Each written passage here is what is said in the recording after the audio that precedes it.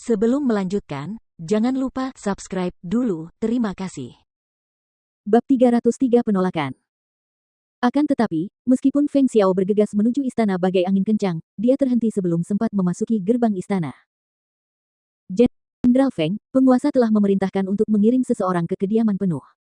Jenderal Feng, silakan kembali dulu. 8 pengawal kekaisaran menghentikan Feng Xiao dan menolak masuk ke istana. Omong kosong. Dengan amarah yang mendidih, bahkan semua basa-basi telah terhapus saat dia melihat pengawal kekaisaran di depannya dan meraung kepada mereka sambil menatap mereka dengan ganas. Biarkan aku lewat. Aku harus pergi ke istana untuk bertemu penguasa. 8 orang di antara mereka tidak dapat menahan senyum pahit ketika berkata, Jenderal Feng, mohon jangan mempersulit kami. Kami diperintahkan untuk tetap di sini dan menunggu Jenderal. Dia tidak ingin bertemu dengan Anda. Jika Anda bersikeras untuk bertemu dengannya, saya khawatir kami berdelapan akan kehilangan akal. Bagi mereka berdelapan, menghentikannya dengan kekuatan mereka hampir mustahil. Namun, penguasa menyuruh mereka menunggu di sini dan menolak masuk berdasarkan hal ini. Jika mereka membiarkannya masuk, nyawa mereka akan hilang. Brengsek.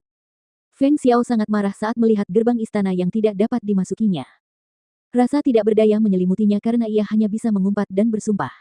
Saat ia hendak berbalik dan kembali ke kediaman, ia melihat sosok yang dikenalnya keluar dari dalam dan ia langsung berteriak. Yang mulia. Murong Yixuan benar-benar sedang merenung dalam-dalam dan tenggelam dalam pikirannya sendiri dan mendengar suara Feng Xiao saat Anda mengangkat kepalanya. Dengan langkah panjang ke arahnya, ia bertanya, Paman Xiao, apakah Anda memasuki istana untuk menemui ayah kekaisaran saya? Itulah niatku, tapi aku tidak bisa masuk. Dia melihat ke 8 orang di antara mereka dan mereka semua menundukkan kepala.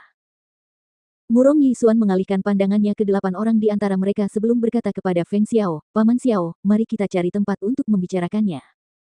Baiklah. Melihat bahwa dia tidak dapat memasuki istana, dia hanya bisa mencari tahu lebih banyak dari Murong Yixuan. Dia ingin tahu apa niat penguasanya. Awalnya mereka ingin mencari restoran di dekat situ, tetapi merasa kurang cocok. Akhirnya, mereka kembali ke Feng Residence. Di aula utama, tanpa menunggu Feng Xiao memulai, Murong Yixuan bertanya, Paman Xiao, apakah King Ge ada di rumah? Apakah dia tahu tentang masalah ini?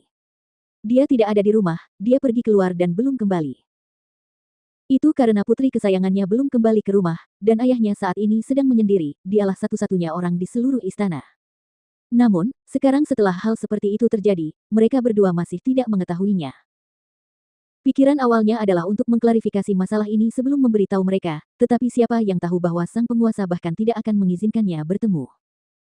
Ketika dia memikirkan hal ini, seluruh kemarahan dalam dirinya kembali menyala. Apa yang terjadi? Hal sebesar ini telah terjadi namun ayahmu memutuskannya secara sewenang-wenang tanpa konsultasi.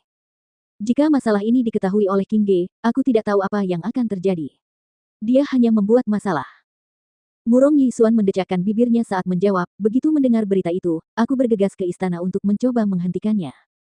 Namun, ayah kekaisaran telah mengambil keputusan dan tampaknya tidak ada ruang untuk negosiasi. Kalau tidak, dia tidak akan menolak bertemu denganmu. Kami tidak akan pernah menyetujui hal ini. Feng Xiao berdiri dan berkata kepada Murong Yixuan, karena aku tidak bisa menemui penguasa, aku butuh yang mulia untuk membantuku menyampaikan pesan. Keluarga Feng kami hanya memiliki King Ge, anak ini, kami tidak akan menyetujuinya. Sementara Murong Yixuan masih merenung dalam-dalam, tepat sebelum dia hendak berbicara, terdengar suara dari luar. Dekrit Kekaisaran.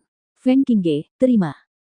Mendengar suara yang mengeluarkan dekrit kekaisaran, Feng Xiao berjalan keluar dengan wajah cemberut dan melotot ke orang itu.